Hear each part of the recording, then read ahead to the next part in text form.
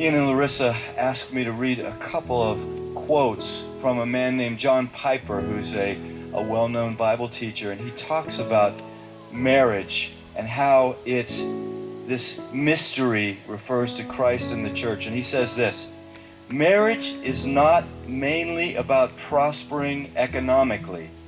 It is mainly about displaying the covenant-keeping love between Christ and his church. He says, knowing Christ is more important than making a living. Treasuring Christ is more important than bearing children. Either way, it is short. It may have many bright days, or it may be covered with clouds. But if we set our face to make of marriage mainly what God designed it to be, no sorrows and no calamities can stand in our way. Every one of them will be not an obstacle to success, but a way to succeed.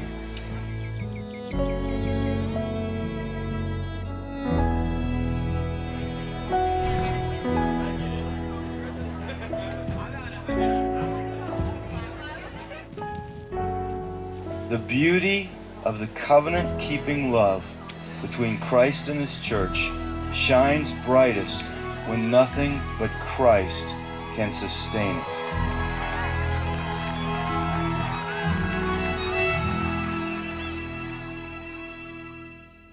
Ian and I first met in 2005 at college and had a blast for 10 months getting to know each other. And I was looking through and I found one of my favorite pictures, which I think was actually taken right before his accident. He set up a camera on his tripod, and it's just a classic Ian face that to me sums up who he is. We'd been dating for 10 months and he was working an extra job for his dad, and he was on his way to work near Pittsburgh. And we got a phone call that he had been in an accident, and we didn't know if it was when he got to work or on his way. And so we got down to Pittsburgh, and I was just praying the whole time in the car that it wouldn't be his brain. After being at the hospital for a few hours, we found out that it was, and he had been in brain surgery for a few hours and had suffered a traumatic brain injury. God totally spared his life. One night he was failing 4 out of 5 brain activity tests, and the next morning he was doing well and his brain was starting to respond again.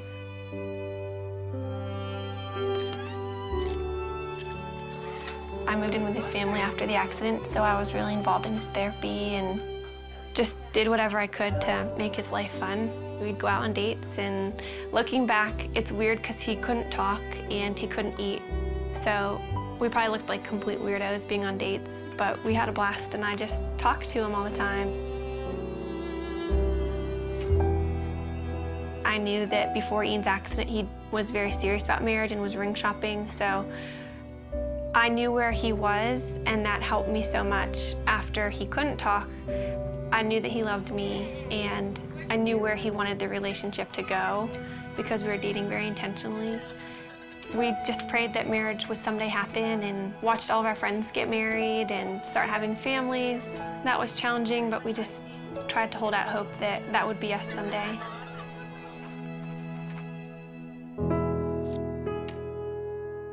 This is our board of gratefulness, and we encourage anybody who comes in to write a note of something that they're thankful for. It could be really small. Mine is just Saturday mornings, and it's just a good way that we've found to be just practicing gratefulness. And Ian, I think half of yours say my wifey, which is pretty cool.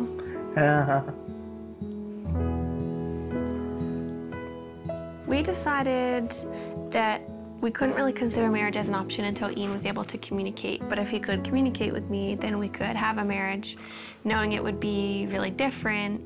But as long as Ian could talk to me, then we could make it work. So once Ian began communicating, it became a little bit more of an option. And then we just kind of watched Ian progress. Hi, husband. Hi, wifey. How are you? Yeah. What? How are you? I'm good. How was your day? Yes.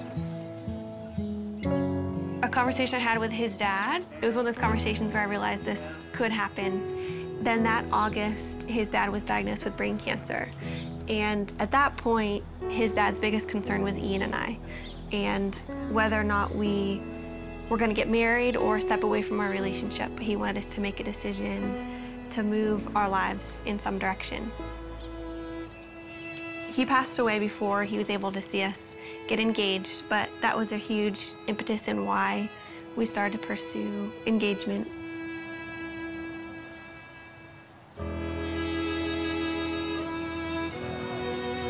Throughout premarital counseling, we just used this momentary marriage. It was so helpful because John Piper talked a lot about primary things and secondary things, which is really important for us because when we're walking out our marriage practically, Ian can't do the secondary things like working or making a meal for me. Everything that's primary, though, he can do, which is leading me spiritually.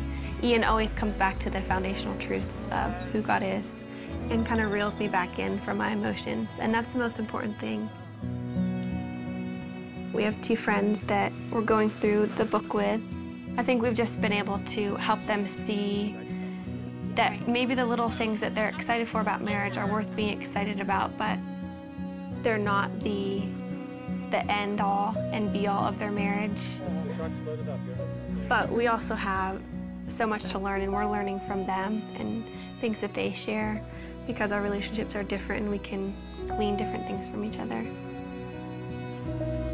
I think what helped us in deciding to make this commitment to each other, at least for me, is knowing that Ian wouldn't have left me if the roles were reversed, and that we love each other and we know that God's going to be faithful to our marriage. We're able to love each other with, I think, a more Christ-like love because of Ian's disability, and just to understand that picture a little bit better than if you were healthy. Yeah. Do you agree? Yes. What about God enables you to have a happy marriage? You know, What? he's awesome. He's awesome. Yeah.